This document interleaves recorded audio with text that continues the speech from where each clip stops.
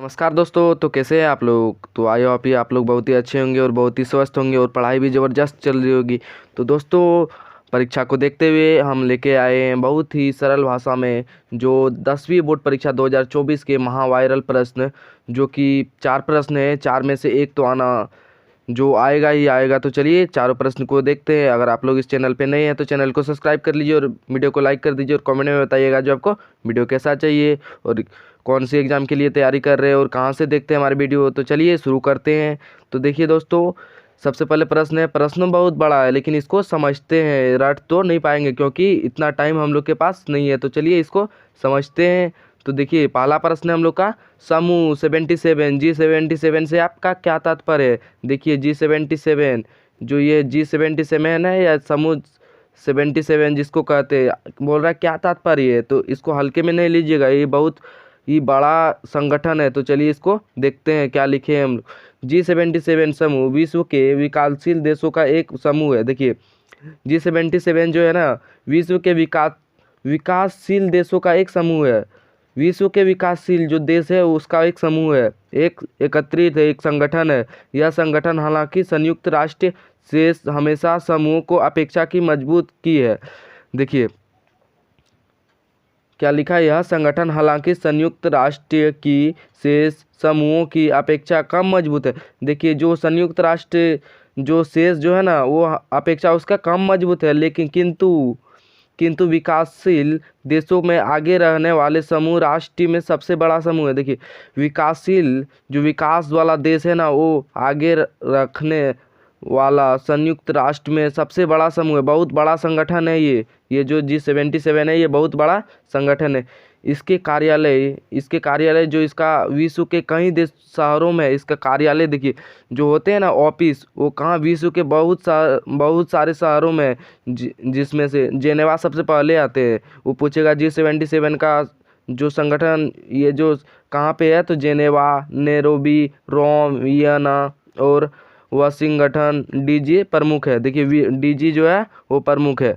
देखिए ये डीजी जो है प्रमुख है। तो चलिए और देखते हैं इसको क्या लिखे हैं हम लोग और इसको समझते हैं। ये इस तरह परीक्षा में लिखने से 1 नंबर ना कटेगा। एग्जामिनर भी जो कॉपी चेक करेगा वो सोचेगा हाँ बच्चा लिखा है, फुल नंबर देगा। तो देखिए G77 समूहों का कुल जो मूल स्थापना 77 देशों से मिलकर की थी। देखिए कम बोले थे ना हल्के में नहीं लेने के लिए, क्योंकि देखिए G77 जो मूल स्थापना 77 देशों से मिलकर की थी।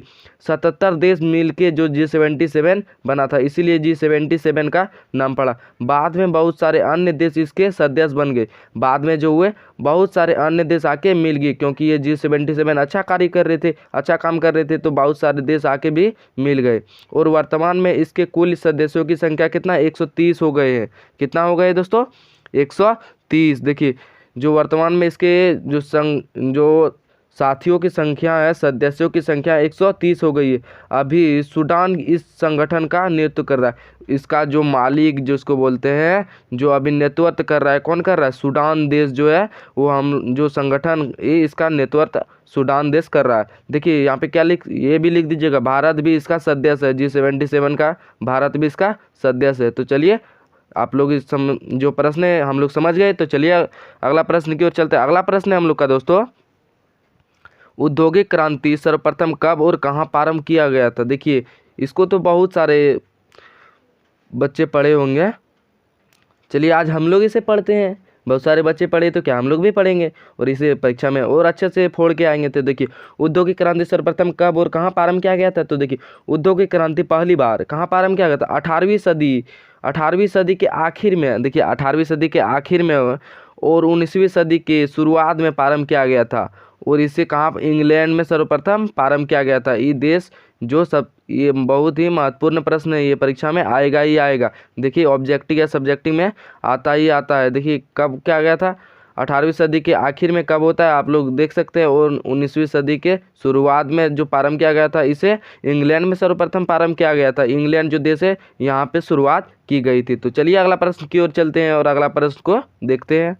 तो दोस्तों अगला प्रश्न की ओर जाने से पहले आप लोग से एक रिक्वेस्ट है, जो वीडियो को लाइक कर दीजिए, अपने दोस्तों के साथ शेयर कर दीजिए और अपने दोस्तों को भी बेनिफिट, आपको अच्छा लग रहा है तो दोस्तों को भी अच्छा लगेगा और अच्छा दोस्तों से मिलके देखिए यहाँ पे इस तरह से परीक्षा में इस तरह का जो प्रश्न आएगा हम वीडियो में लेते आएंगे। आप कमेंट करके बता दीजिए आपको कौन सा क्लास में है और कहाँ से वीडियो देखते हैं, तो आपको यह वीडियो प्रोवाइड हो जाएगी। तो चलिए अगला प्रश्न की ओर चलते हैं। भारतीय कृषि की कोई 2 विशेषताएं लिखिए। जो हम लोग किसान का बेटा जो होता है ना वो समझ जाएगा। जो भारतीय कृषि की 2 विशेषताएं आराम से लिख के आ जाएगा। देखिए यहाँ पे लिख के तो आ जाएगा, लेकिन इसमें लिखना क्या पड़ेगा इसको पहले समझते हैं, और रटने से कोई नहीं होगा, समझना पड़ता है। देखिए क्या लिखा है, भारतीय कृषि की 2 विशेषताएं निम्नलिखित है। क्या है, भारत में एक ही खेती के साथ अनेक फसलें बोई जाती है। देखिए कहीं खेतों में देखिए धान लगा दिया, उसमें अरहर लगा दिया, कहीं कुछ भी लगा दिया, एक ही साथ उसका मछली पालन कर लिया, कुछ भी बहुत सारे जो कृषि होते हैं एक ही साथ किए जाते हैं। जैसे कहीं मकई लगा दिया, उसमें अरहर लगा दिया, कोई और सारे कुछ भी लगा सकते हैं। बहुत सारे चीज़ होते हैं एक साथ 2 या 3 4 फसलें उगाई जाते हैं उसे। देखिए भारत में एक ही साथ अनेक सारे फसलें उगाई जाती है एक ही बार में। तो चलिए अगला दूसरा देखते हैं। भारतीय कृषि मुख्यतः मानसून पर निर्भर होती है। देखिए मानसून का इसका जुआ भी कहते हैं भारतीय कृषि को, जो भगवान के ऊपर निर्भर करती है। बारिश होगा तभी तो वर्षा होगा, यहाँ तो कुछ तो है नहीं, और झारखंड में और तो कुछ नहीं है। तो चलिए देखते हैं अगला प्रश्न की ओर, आप लोग समझिए। अगला प्रश्न बहुत ही महत्वपूर्ण प्रश्न है दोस्तों। देखिए यहाँ पे लौह खनिज और अलोह खनिज के में अंतर लिखे। लौह खनिज और अलोह खनिज में अंतर लिखे। देखिए यहाँ पे लौह खनिज और अलोह खनिज में निम्न अंतर है। देखिए यहाँ पे लौह खनिज हम लिखे हैं, यहाँ अलोह खनिज लिखे हैं। तो देखिए इसे लौह खनिज और अलोह खनिज में क्या अंतर। देखिए लौह खनिज में कठोरता पाई जाती है, जैसे लोहा मान लेते हैं, लोहा में कठोरता पाई जाती है ना, लौह खनिज जो कठोर होता है। देखिए और अलोह खनिज में कठोरता नहीं पाई जाती है, उसका उल्टा। बहुत ही सरल भाषा में लिखे हैं, जो हाँ एग्जाम में ऐसे लिख के आ जाएंगे तो फुल नंबर मिलेगा और बोलेगा हाँ एग्जामिनर भी। और दूसरा है हम लोग का लौह खनिज प्राय भूरे रंग के होते हैं, एक रंग के होते हैं, भूरे रंग के होते हैं। जैसे लोहा को ही मान लेते हैं, लोहा कैसे दिखता है, भूरे रंग का दिखता है। और अलोह खनिज कई रंग के होते हैं, बहुत सारे रंग के होते हैं अलोह खनिज। और जो तीसरा देखते हैं हम लोग, देखिए उसका उदाहरण दिया है। उदाहरण लौह खनिज का उदाहरण लोहा, मैग्नीज, बॉक्साइट आदि लौह खनिज का एक उदाहरण है। देखिए ये सब क्या है, लौह खनिज। और ये अलोह खनिज देखते हैं हम लोग। अलोह खनिज देखते हैं क्या लिखा हुआ है, अलोह खनिज का उदाहरण क्या है।